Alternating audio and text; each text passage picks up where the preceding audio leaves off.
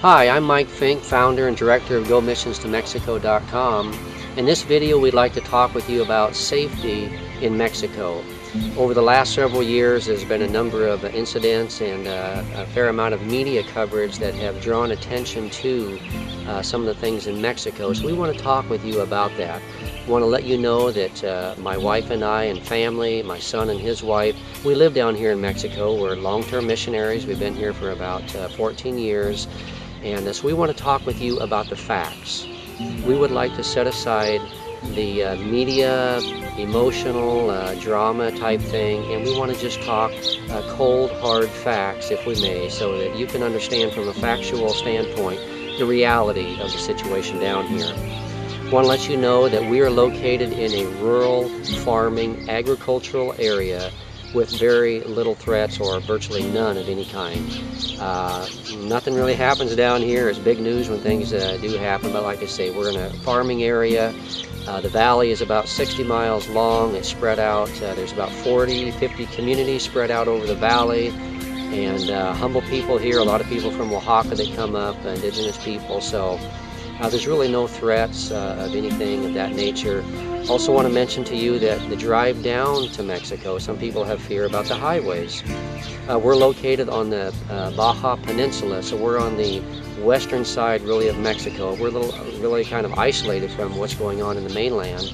And so the drive down is via a highway. About the first half is a nice toll road, and the next half is a 2-lane highway. Approximately each day there's about 10,000 vehicles that use the highway every day. And we'll be happy to let you know that there's been virtually no incidents whatsoever. There's not people shooting randomly from hilltops. It's just not a reality. Also, a lot of things that come out in the media are the bad news. The reality is there's a lot of good news that you're not hearing about, and I'd like to just briefly draw your attention to that. Number one is our current president is really working hard to combat the drug trafficking in Mexico. He has sent a lot of the army to the border, and Mexico uses its army different than the United States does. It uses its army kind of like policemen, so they're our friends. And they've gone to the border to help curb some of the things that have happened. They patrol the highways a lot. The president has added a lot of police force to the highways in the northern part of Mexico. Also, he changed all of the border officials. So when you come into Mexico, the bribes and some of those things are gone now. The policemen, the federales and stuff like that, he's really cracked down on that, so you don't have to worry about getting, you know, the bribes and things of that nature, abused or anything like that. So 10,000 vehicles a day come down, no problems whatsoever. So you really don't have to worry about that. Coming into Mexico via Tijuana, you don't go through Tijuana, you bypass Tijuana, you go on a toll road, so you don't have to really worry about that. I should also mention to you real briefly that according to some statistics, most of the U.S. Larger cities have a lot higher murder rate than most of the ones in Mexico.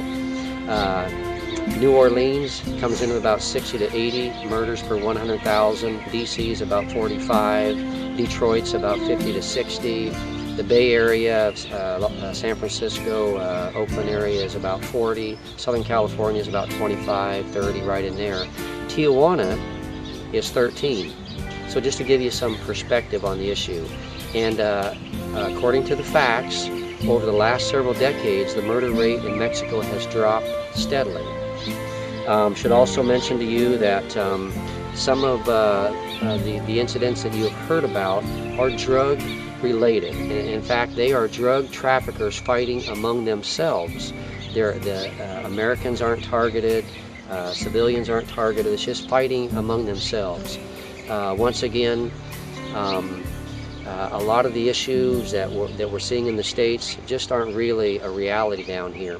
Also want to mention to you, also in all fairness, and humbly I say this, but I want to be truthful, is that a good case could be put together why it's not safe to travel in the U.S. We had open air shooting in Arizona, one of our congresspersons were killed or severely damaged. They weren't killed, pardon me.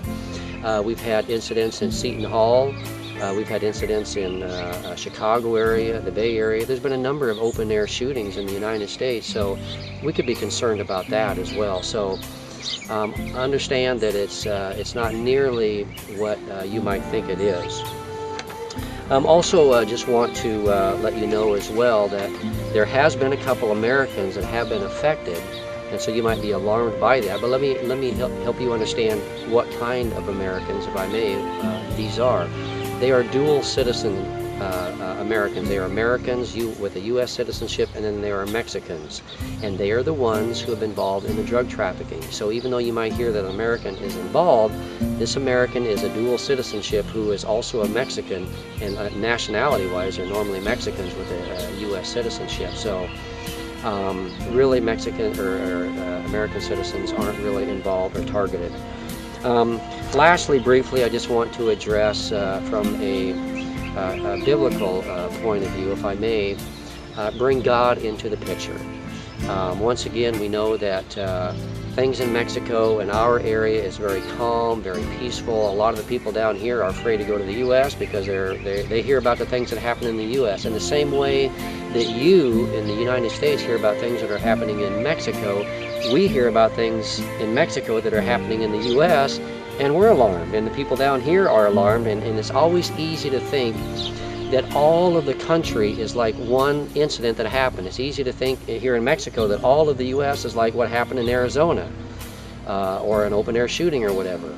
And then it's easy to think that when you're in the States and you hear something about Mexico, that all of Mexico is in this war with shootouts every day. It's just not the reality. So anyway, I also want to help you understand from a spiritual or a biblical perspective how God can really protect us. One of the fascinating things about Scripture that we see is a number of things. One, our days are numbered. We are not going to die one day sooner or one day later than God's perfect plan for us. It's already written. The hairs of our head are numbered, and we are in God's hand, and we're not going to die one day earlier or one day later. Our days are numbered. We can be in the perfect environment, in the safest environment, and if it's our time to go, there's no wall that's going to stop God's hand from taking us. It's just a reality. But likewise, we can be in a dangerous environment, serving God, and God is able to protect us. He says in Scripture, "Is my arm too short? I cannot help you or save you." One of the things that I have learned over the years, humbly, is that God delights in our faith, and it bothers Him when we have a lack of faith. So all throughout Scripture we have ample situations, examples all over the place where God supernaturally protects His people. We have David, who was protected, so we have the Apostle Paul as he went out, so we have protection from God. So I want to put your hearts at ease, I want to invite you to come down. God bless you, and let us know if you have any questions whatsoever.